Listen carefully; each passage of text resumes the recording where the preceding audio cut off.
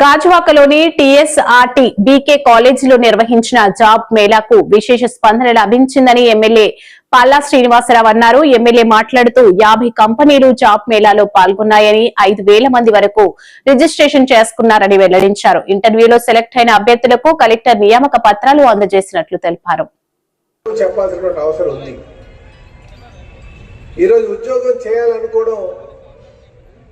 మీ మైండ్లో ఒక strong feel అయితే పెట్టుకోవాలి. మనకి ఏ విషయాలైనా సరే ఏదైనా జరగాలి అనుకుంటే ఈ స్థాయిలో నేను కావాలంటే మన ముందు ఒక ఆలోచన అనేది పెట్టుకోవాలి మైండ్లో. ఆ ఆలోచన పెట్టుకుంటేనే నేను ఎప్పుడు ఎవరైనా నా దగ్గరికి వస్తే ఎవరైనప్పటికీ కూడా దేవుడిని నమ్ముతారా అని అడుగుతారు. నమ్ముతామంటారు. మరి గుడికి వెళ్తామంటే గుడికి వెళ్తానని చెప్పి, చర్చికి వెళ్తామంటే చర్చికి కూడా వెళ్తానంట, మసీదుకి వెళ్తామంటే మసీదుకి వెళ్తాం. మీరు కూర్చొని ఎవరితో మాట్లాడుకుంటారు ఒకసారి చెప్పాలి. గుడికి వెళ్ళినప్పుడు కానీ, మసీదుకి వెళ్ళినప్పుడు కానీ, చర్చికి వెళ్ళినప్పుడు కానీ ఎవరితో మాట్లాడతారంటే మేము దేవుడితో మాట్లాడతామంటారు. దేవుడిని చూసామంటే చూడలేదు కానీ నేను దేవుడితోనే మాట్లాడతానంటారు. కానీ ఒక్కసారి మీరు ఆలోచించుకుంటే మనం దేవుడితో మాట్లాడతామో మనతో మనమే మాట్లాడుకుంటామో? మనతో మనమే మాట్లాడుకుంటాం. కళ్ళు మూసుకొని అటు ఏ దేవస్థానంకి వెళ్ళినా సరే మనం వెళ్ళి మాట్లాడుకునేది మనతోనే మాట్లాడుకుంటాం, మనతో మనమే సంకల్పించుకుంటాం.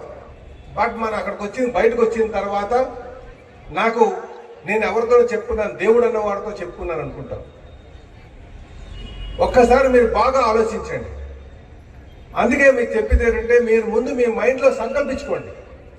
అది గుడికి వెళ్ళి సంకల్పించుకుంటారో, మసీద్కి వెళ్ళి సంకల్పించుకుంటారో, లేకపోతే చర్చ్కి వెళ్ళి సంకల్పించుకుంటారో. సో మైండ్లో, ఎందుకంటే మీ మైండే మీకు డ్రైవింగ్ ఫోర్స్. మీ మైండ్లో మీరు చాలా స్ట్రాంగ్గా చెప్పుకోవాలి, నేను ఖచ్చితంగా జాబ్ చేయాలి, నా కాళ్ళ మీద నేను నిల్చోవాలి, నేను రెస్పాన్సిబుల్గా 10 to 12 hours నేను కష్టపడాలి అనే మైండ్ సెట్ ఎప్పుడైతే మీరు తెచ్చుకున్నారో మీకు ఖచ్చితంగా జాబ్ దొరుకుతుంది. జాబ్స్ లేక కాదు సుమా, దేర్ ఆర్ మెనీ జాబ్స్. కానీ మనం చూజీగా ఉంటాం. నేను అదే చేయాలి, నా ఇంటి పక్కనే కావాలి, నాకు నచ్చిందే కావాలి. నచ్చిందో మన ఇంటి పక్కనో కాదు, నేను రెస్పాన్సిబుల్గా 8 to 10 hours 12 hours నేను కష్టపడాలి. ఈ డే నేను ఖాళీగా ఉన్నానంటే ఈ ఖాళీ టైంని మళ్ళీ రేపు నేను ట్రాన్స్ఫర్ చేసుకోవాలి. రేపు ఈరోజు 8 hours ఖాళీగా ఉన్నానంటే రోజులుగా దీని మీద కృషి చేసి ఈరోజు సాధ్యపడేట్టుగా మరి చేసుకోగలిగాం. మరి నేటి కార్యక్రమంలో పాల్గొన్నటువంటి యువతకంతా కూడా నేను పేరు పేరున నా నమస్కారాలు తెలియజేసుకుంటున్నా.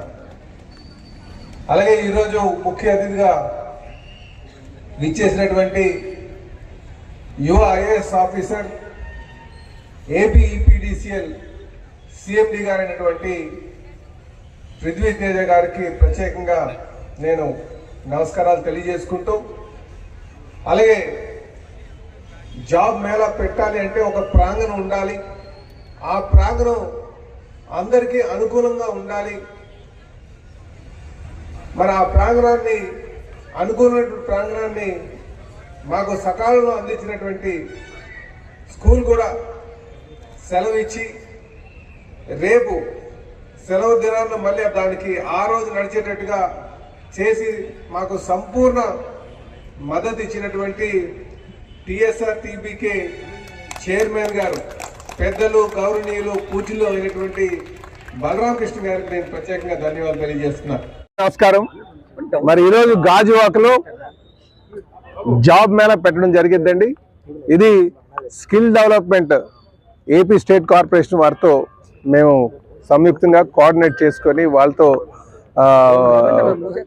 కలిపి చేస్తున్నటువంటి ప్రోగ్రాం. ఇప్పటికే 1,200 మంది ఇంకా రిజిస్టర్ అయ్యారు. సుమారు 2,000 దాకా రిజిస్ట్రేషన్ జరుగుతామని ఒక నమ్మకం ఉంది. 50 కంపెనీస్ కూడా రావడం జరిగింది. ఇది స్కిల్ డెవలప్మెంట్ సెంటర్ వారు మా దగ్గరకు వచ్చి ఇక్కడ జాబ్ మేళా పెడతానంటే వాళ్ళకి కావాల్సినటువంటి మౌలిక సదుపాయాలన్నీ కల్పించామండి మేము. అలాగే ఈ ప్రాంగణం కూడా టిఎస్ఆర్ టీబీకే బాలకృష్ణ గారు చైర్మన్ గారు అని అడిగిన వెంటనే స్కూల్కి సెలవు ఇచ్చి వర్కింగ్ డే వాళ్ళు మళ్ళీ ఏదైతే హాలిడే ఉందో ఆ రోజు షిఫ్ట్ చేసుకుని మరి ఈరోజు ప్రాంగణం ఇవ్వడం కూడా జరిగిందండి. వారికి కూడా ఈ సందర్భంగా ధన్యవాదాలు తెలియజేస్తున్నాను. కనుక నేను అందరికీ తెలియజేసేది, జాబ్ మేళకు వచ్చి దురదృష్టకరం ఏదంటే మారేడుమిల్లిలో మనకి చిత్తూరు జిల్లా నుంచి వచ్చినటువంటి వారికి యాక్సిడెంట్ జరగడం చాలా దురదృష్టకరం.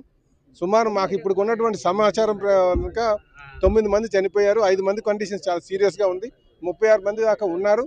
అయితే మాకు తెలిసిన వెంటనే అక్కడ ఉన్నటువంటి శాసనసభ్యుల్ని, హోంమంత్రి గారిని, అలాగే ఆ డిస్ట్రిక్ట్ ఇన్ఛార్జ్ మంత్రి అయినటువంటి మన సంధ్య రాణి గారిని పంపించడం జరిగిందండి. అలాగే అక్కడ ఉన్నటువంటి మండల నాయకులందరినీ కూడా మేము సమాయత్తం చేసి అక్కడ కావాల్సినటువంటి అలాగే యంత్రాంగాన్ని కూడా, అలాగే అధికార యంత్రాంగం ఎలాగ పనిచేస్తుంది, మా పార్టీ నుంచి కూడా అందరినీ కూడా సమాయత్తం చేసి పంపించడం జరిగిందని చెప్పి తెలియజేస్తున్నాను. భవిష్యత్తులో కొంచెం ఘాట్ రోడ్లో ప్రయాణం చేసేటప్పుడు ఇది ఎందుకంటే సాయంకాలం 7:30-8 గంటలకి జరిగినటువంటిది, చీకటి పడేటప్పుడు కొంచెం జాగ్రత్తలు తీసుకోవాలని చెప్పేసి మేము అందరికీ తెలియజేస్తున్నాం. వాళ్ళందరూ కూడా యాత్రికుల్లా ఉన్నారు. వాళ్ళు అరకు నుంచి భద్రాచలం వెళ్ళడానికి వాళ్ళు ప్లాన్ చేసుకున్నారు. చాలా దురదృష్టకరం. కనుక క్షతగాత్రులు అందరికీ కూడా మేము చర్యలు తీసుకుంటాం, కాపాడే విధంగా మేము ప్రయత్నం చేస్తామని చెప్పి తెలియజేస్తున్నానండి.